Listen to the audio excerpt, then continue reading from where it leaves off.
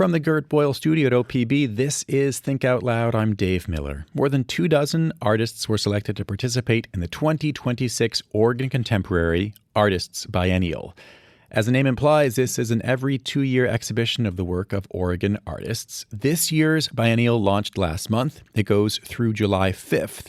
That timing, one day after the 250th anniversary of the signing of the Declaration of Independence, was central to curator T.K. Smith's approach to the show. He chose works that explore American history and identity, especially for marginalized communities. T.K. Smith joins us now, along with two of the Oregon artists featured in the biennial, Jaleesa Johnston and Mako Miyamoto. Welcome to all three of you. Thank you. Thanks for having us. Thank you. TK, I want to start with you. You got the title of this year's biennial, The Price of the Ticket, from a collection of James Baldwin's nonfiction writing. What does that phrase mean? It's got a lot of heavy imbued meaning, but there are two central meanings that inform this and inform its role in my life. Growing up Baptist, the price of the ticket is the price you pay to get into heaven. It's what you have to do in your humanly life to ascend to the next. But as James Baldwin uses it, he's commenting on the price we all pay to live in the United States, to be American citizens, or to participate in the experiment that is the United States. You prominently feature a Baldwin quote in the biennial. It's this: "The romance of treason never occurred to us for the brutally simple reason that you can't betray a country you don't have. Think about it. Treason draws its energy from the conscious, deliberate betrayal of trust. And we were not trusted. We could not betray. And we did not wish to be traitors. We wished to be citizens." What drew you to Baldwin now for this particular collection of art? Well, I knew I wanted to have a conversation about citizenship. And really, I've been wanting to do a show about the semi-quincentennial since I knew what the semi-quincentennial was, almost 10 years. And I knew that for me as a Black American, there are so many hopes and dreams and ideals that are wrapped up in my nationality, wrapped up in the idea of being American, the privileges of being an American. But the realities of my family, the realities of my own life in trying to survive here and participate here don't always match those dreams and ideals. And so Baldwin's words just perfectly crystallize that feeling, that tension between understanding that this place is not necessarily just milk and honey, and it's not free. It's not free. It does come at a cost. And he outlines in that text the cost not only for him and his family as Black Americans, but Asian Americans, white Americans as well. Jaleesa, what is that phrase now, the price of the ticket, and the themes that TK is talking about? What does it mean to you? Well, I think it means, I think a lot about my family. I can't help, that's a part of the work that's in the show. And as TK is talking, I'm thinking a lot about like my grandfather and my grandma on my mom's side, both from the South. They're Black American, and the amount of labor they've put in to try to make a life for themselves and for my mom, and then the amount of labor she's put in to make a life for me. I'm thinking about the cost of what it may have taken from people, or what people may have given up to try to participate in what it means to be American and to make a life here. Mako, what about you? Yeah, so for me, TK and I talked quite deeply about kind of what the price was, and kind of thinking about really examining my history, my parents' history, and my grandparents' history. And for me, I feel like I think just kind of thinking about my parents and their experience. Both my mother and my father were both born during World War II in the Japanese American internment camps.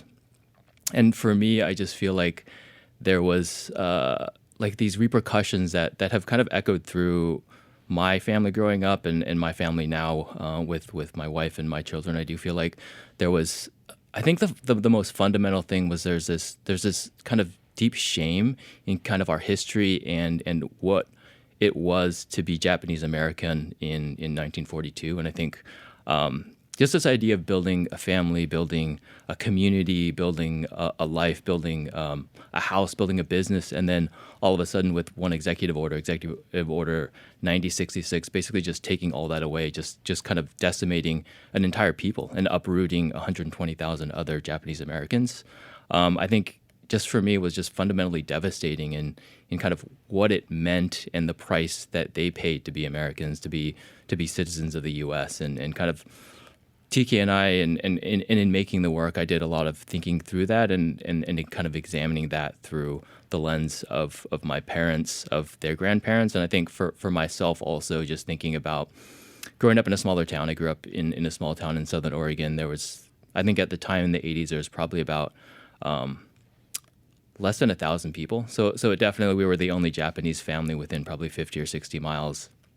And it definitely had its fair share of racism and exclusion. And really growing up, I did feel that shame. And I felt when my parents had asked me, they both had spoke fluent Japanese, they had asked me if I wanted to learn it. And I said that no, I didn't want to. I just wanted to fit in. And I think I reflected a lot on that as a price, as one of the prices that I did pay to be part of the we, to be part of American, to be part of this country that we live in. And I think just kind of reflecting a lot on the spectrum of our experiences and how we have what we have given up, what we have redacted from ourselves, what we have kind of erased from our histories in order to be more part of the we and to be more part of this world. And I think it definitely in talking with TK and making the work, it gave me a lot of time to kind of reflect on that. And our histories and kind of what it meant to me personally and what it could mean for my family and my daughters. Jaleesa, Mako there said in talking to TK many times, he mentioned that phrase. How would you describe the collaboration or the working relationship that you developed with TK as a curator in this case? Yeah. I think that I have not quite worked with anyone like I've worked with TK thus far as an artist, working with a curator. He's been extremely present, and he has asked some of the best questions that I think I've ever been asked.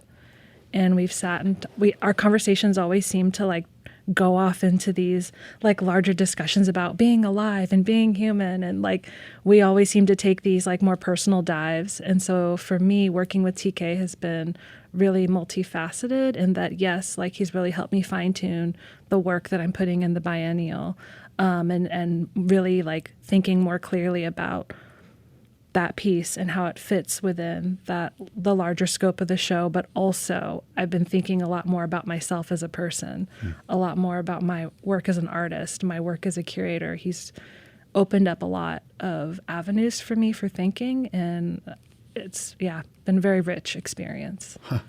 TK, how do you think about the job of curator? Oh, just in general? Well, I mean, I guess I'm asking the question in such a broad, big, maybe unhelpfully broad way because I had, I guess, a simplistic idea that a curator, they do a lot of things, but for something like this, your biggest job is to figure out the filter that you want for something like the sort of the organizing principle, and then find work that fits in that and organize it in a way that's meaningful for an audience. But what I've just heard from both of the artists in front of me is that it was a much more back and forth, intimate, much more of a conversation than a question of selecting some finished work and saying, yeah, this belongs in my vision. Yes. Well, I would say, the cheap and dirty way that I describe what I do is that I'm very similar to a civil servant. I call myself like a librarian for art, if someone were to ask me on the street what I do.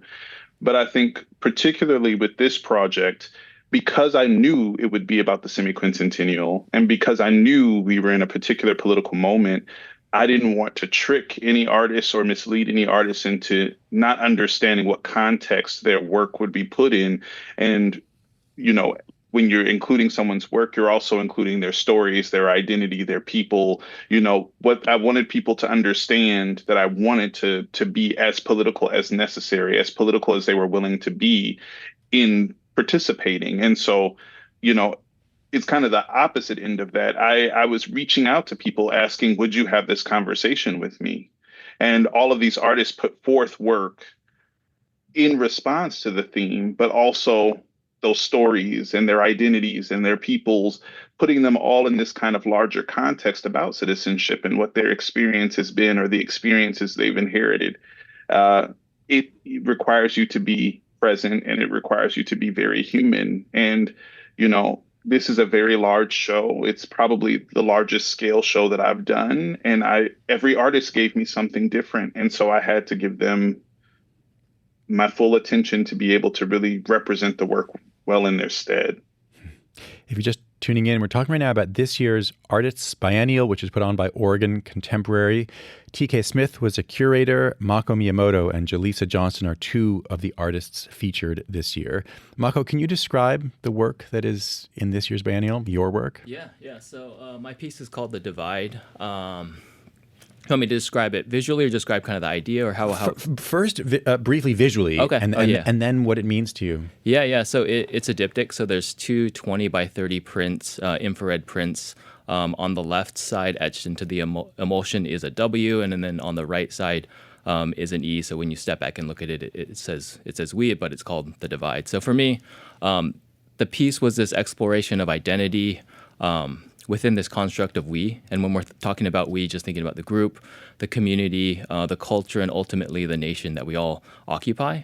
And really the price that we all pay to be part of it, and how much of ourselves do we etch away, do we kind of redact, do we erase, how much of our histories are lost in order for us to be part of the we, to have that we come into to clearer focus, for us to really realize we're part of it, to kind of lose parts of ourselves to be part of the whole. And despite all those redactions, despite all those losses, despite all those erasures, you step back and look at it, and those two sides that you have been really wanting to be part of, that whole still has a divide down the center. So I think that's some of the thinking behind my piece. Jaleesa, can you describe The Clearing, the work that you created for the biennial? Yes. It's a sculptural piece. It's mostly found materials, borrowed materials, as well as repurposed ephemera from previous sculptures and installations. It's 3 chairs arranged in a way where they make an altar space. They also make their own clearing space, and there's an offering bowl that's attached. And everything's also married together with these hair ropes that I have. It's inspired by Toni Morrison's beloved, specifically Baby Sug's Sermon in the Clearing, and thinking about what it means to heal, what it means to care for yourself and love on yourself under a very oppressive system. And it's also tied to me thinking about my family and the women I come from. My understanding is that you had a performance this past weekend that was, well, I don't want to put it in my words. Can you describe what the performance entailed? Yeah. So the performance, when people entered, the sculpture was broken apart. So the 3 chairs were untethered, and they were arranged throughout the gallery in different spaces. And the whole performance was me making these rounds through each chair, visiting each chair, and slowly bringing them back together into the clearing, onto the original platform. I opened with reading a part of the sermon, and I closed with reading the same part. And throughout, as I was moving and visiting each chair, I was exploring healing through touch and thinking about the body and flesh, and thinking about expressions of the flesh. TK, one of the first times that a lot of Oregonians may have started thinking about this biennial was in November, when news broke that a National Endowment for the Arts grant, a $30,000 federal grant for this biennial, was canceled. What reasons were given for that? I can't tell you officially as a guest of the organization, but it was communicated to me that, we were again granted the grant on the condition that we turned in the names and bios of the curator, myself, and the participating artists. And then we were immediately rejected for the grant. And so the reasons I assume are because of the participants. Something about you and or the artists that the federal government didn't want to give money to. I mean, I think this is a semi-quincentennial. It's a celebratory time in the United States, supposedly. And so many projects are happening concurrently, really, that are very valorific. And I feel like mine, which is more critical, along with a lot of other programming that is also happening in Oregon, these programs that are more critical are less desirable in a time when people are questioning the actions, the decisions of our federal government. And so I think it's an element of that. And then paired with the fact that I have also, as a journalist myself, critiqued the federal government. And so it's there are layers to why, probably a lot of whys that I don't know and will not be made privy to, but those are the ones that I speculate on the most and are most visible to me.